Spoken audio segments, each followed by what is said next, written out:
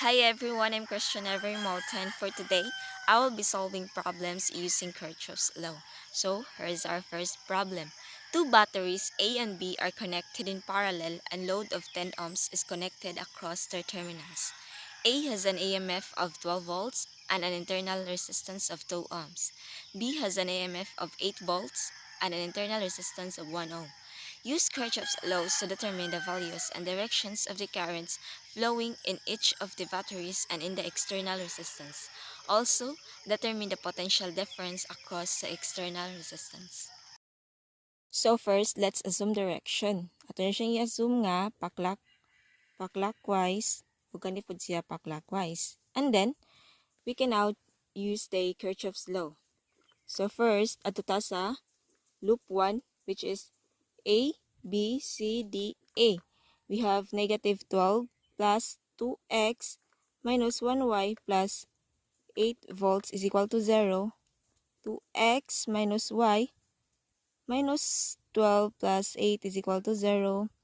And then 2x minus y minus 4 is equal to 0. 2x minus y is equal to 4. And that is our equation 1. And for the second loop, which is in ADCAA, we have negative 8 plus 1y plus 10x plus y is equal to 0. We have negative 8 plus 1y plus ato siyang i-distribute ang 10 sa x ug y. 10x plus 10y is equal to 0. Meron siyang negative 8 plus 11y plus 10x is equal to 0. And then, meron na siyang 10x plus 11y is equal to 8. And that is our equation 2. We can now find the value of x and y by plugging these two equations we have into the calculator by mode equation 1. Since duha raman ka equation na ito na come up, so maong 1 na itong gamit, di ta pwede ka gamit sa 2. And then, so our value of x is equal to 1.625 ampere. And our value of y is equal to negative 0.75 ampere. The negative sign of y value shows that the current here is flowing into the 8-volt battery and not out of it. And now we can now compute the current flowing in the external resistance. So we have x plus y. Plug in the value of x, which is 1.625 ampere minus 0.75, which is the value of y. So we get 0.875 ampere, and that is the current flowing throughout the external resistance. And then, for the last one, compute the potential difference across external resistance. So we have the formula of V equals I times R. So we all know that the current is 0.875 times 10. 10 is from the resistance here across the external resistance. So that's why we came up 8.75 voltage, and that is our potential differences. So for the problem number 2, using Kirchhoff's analysis, find the voltage at 5 ohm resistance and the current at 12 volts. So mao na siya ang diagram. First, we will apply KCL at node A. Ari dapit nga part. So VA minus 12 over 4 plus voltage sa A minus voltage sa B over 2 plus VA minus VC over 4 plus 9 is equal to 0.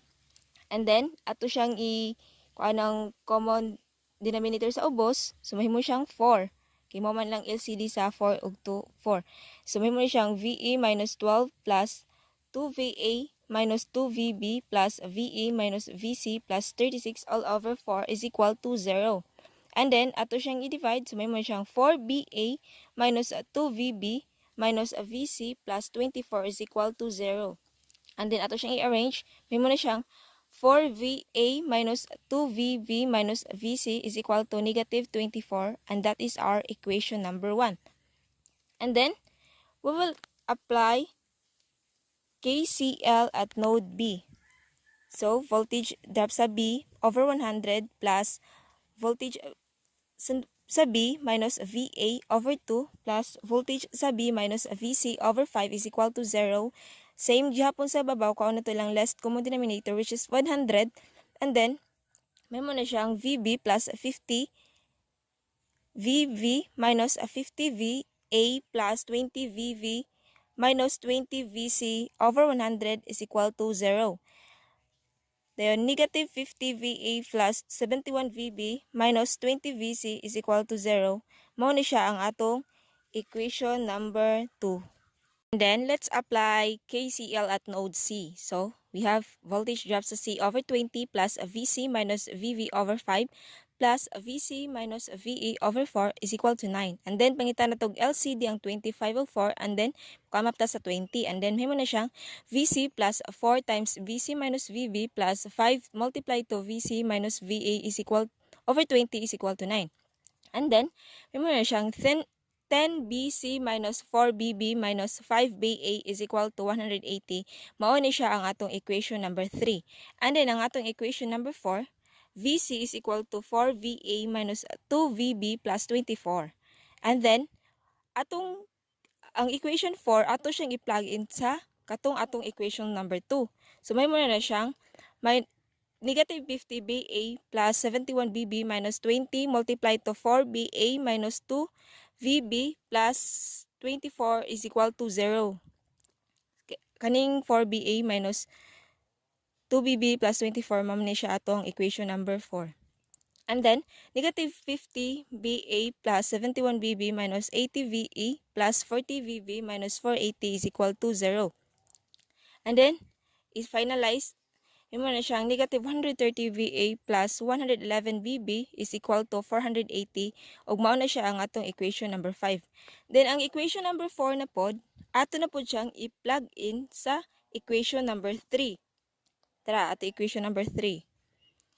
May mo na siyang 10, which is ang equation number 4 kay VC man. So, atong pulihan ang VC dire sa value sa equation number 4. So, may mo na siyang 10 multiplied to 4VA minus 2VB plus 24 minus 4BB minus 5BA is equals to 180. So, atong i-distribute ang 10 sa 4BA minus 2BB plus 24. May mo siyang 40BA minus 20BB plus 240 minus 4VB minus 5BA is equals to 180. Then, atong ikuha ng mga like terms. May mo siyang 35BA minus 24BB is equal to 180 minus 240, which is negative 60. And then, the final equation sa 6 kay VA is equal to negative 60 plus 24 VB over 35. Muna itong equation number 6. And then, ang 6 na pod, kay plug in na to siya dito sa 5. So, may muna siyang negative 130 multiply to negative 60 plus 24 VB over 35 plus 111 VB is equal to 480. So, atong i-distribute ang 130 sa negative 60 plus 24 VB over 35, mo come up siya og 7,800 minus 3,120 VB plus 3,885 VB is equal to 16,800. Then, ang like terms na may common nga whole number, so 765 BB is equal to 16,800 minus 7,800 is equal to 9,000. So, and then, ang VB, mahimo na siyang VB is equal to 9,000 over 765. And then, our VB is 11.764 volts.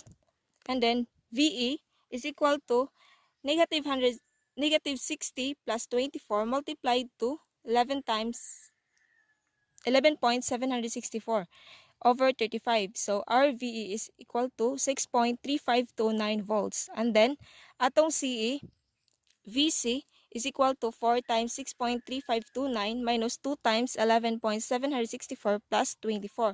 So, atong VC is equal to 25.883 volts. And now, we can now solve our current at 12 volts.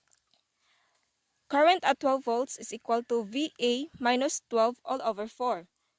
Our VA is 6.3529 minus 12 all over 4 is equal to negative 1.411775 ampere. So mao na siya atong current at 12 volts, negative 1.411775.